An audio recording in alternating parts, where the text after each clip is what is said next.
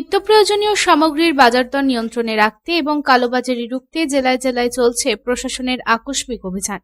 তেমনি মঙ্গলবার সালানপুর ব্লকের রূপনারায়ণপুর বাজার ও চিত্তরঞ্জন ব্লকের আমলাদহি বাজারে আচমকা অভিযান চালালো মহকুমা শাসক ও পুলিশ প্রশাসন।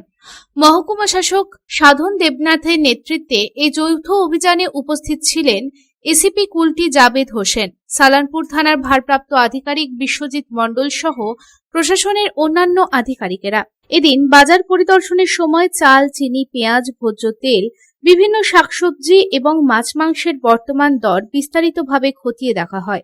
পাইকারি ও খুচরো বাজারের দামের পার্থক্য খতিয়ে দেখে কৃত্রিমভাবে কোনো পণ্যের দাম বাড়ানো হচ্ছে কিনা তা পর্যবেক্ষণ করেন আধিকারিকেরা। ঠিক আছে।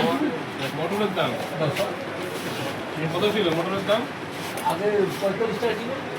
মটর এখানে মোটামুটি গোটা মটর না কেজি সব দামে যে আবুলটা এখন 50 আবুল চলছে 45 ছিল আগে। মটর মটর মটর বোল্ট মানে বড় দানা মেল কি দাম আছে? কত দাম ছিল অর্ডার ডালে 1 কেজি? হ্যাঁ এই 1 কেজি আমাদের অর্ডার ডাল ছিল 102 টাকা 118 হয়েছে। 18 টাকা। আচ্ছা মটর বোল্ট ছিল 45 টাকা হয়েছে, 12 টাকা। মোটা মটর ছিল 42 টাকা, সেটা 25 টাকা হয়েছে।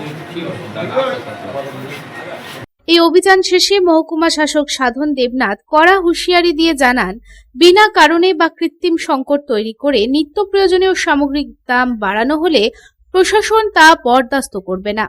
বাজারে কেনা বেচায় কোনো অনিয়ম বা কালোবাজারি ধরা পড়লে অভিযুক্তদের বিরুদ্ধে আইন অনুযায়ী কঠোর পদক্ষেপ নেওয়া হবে।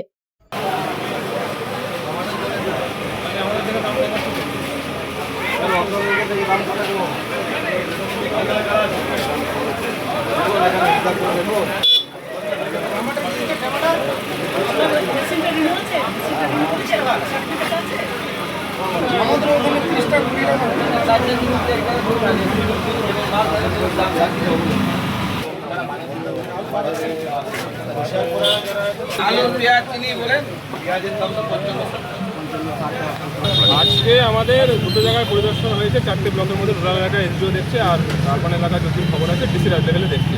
তো আজকে আমরা মার্কেটটা সার্ভে করলাম এবং আমাদের যে রিপোর্ট আছে ডিএম সাহেবের মাধ্যমে ওপর লেভেলে যাবে, যেটা মেজার্স নেওয়ার ওখান থেকে নেওয়া হবে।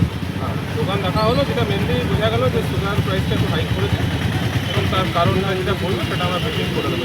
খুবই কম বেশি আমরা দেখলাম, ছোটো তো আছে, মানুষের সাথে কথা বললাম, দোকানদারের সাথে কথা বললাম।